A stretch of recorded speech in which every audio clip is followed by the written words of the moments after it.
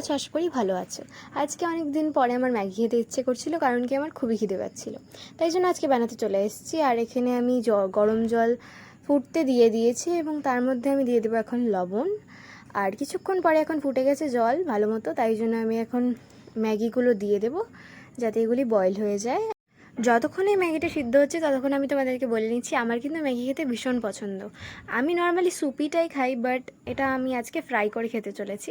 এখানে দিয়ে দিলাম প্যানের মধ্যে তেল, আর তেল যতক্ষণ গরম হবে ততক্ষণের মধ্যে আমরা এখন পেঁয়াজ এবং টমেটো, লঙ্কা এসব কেটে নেব।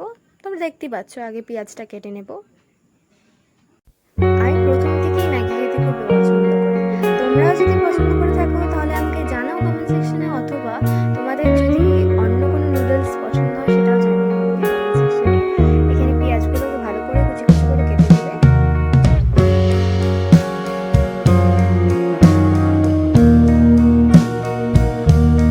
পেঁয়াজটা কিন্তু অনেকটাই কাটা হয়ে গিয়েছে কুচি কুচি করে, এখন তেলও গরম হয়ে যাচ্ছে। তো তারপরে টমেটো আর লঙ্কা কেটে নেবো।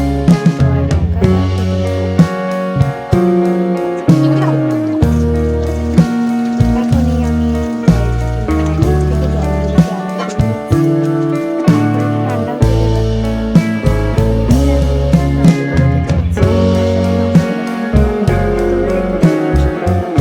সাথে মশলাগুলো তোমরা দেখতে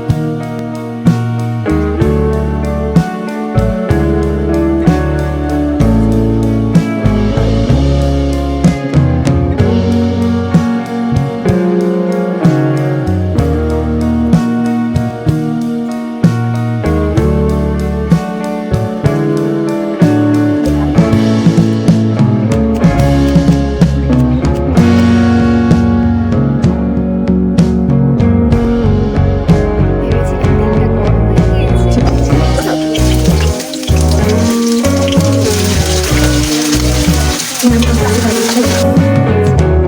দিয়ে দিয়েছি।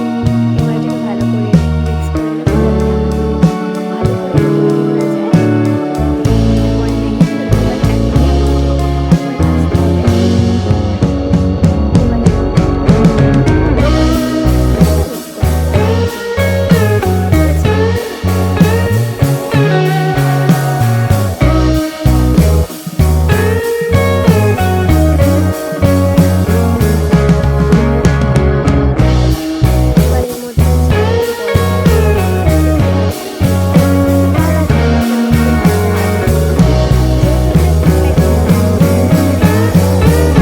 পেঁয়াজ আর লঙ্কা ভেজে নেবো, যাতে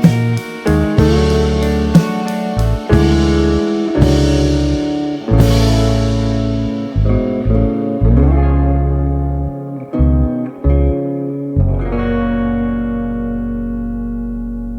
লাস্টে একটু লবণ অ্যাড করে দিলাম, যেহেতু আমরা বয়েলড ম্যাগিতে কোনো লবণ দিইনি। এক্সট্রাভাবে যখন আমরা এই মশলার মধ্যে দিয়ে দিয়েছিলাম তখন লবণ দিইনি, তাই জন্য আবার লবণ দিয়ে দিয়েছি। এবার এটাকে ভালো করে নেড়ে চেড়ে আমরা সার্ভ করে নেব। ততক্ষণ তোমরা দেখে নাও।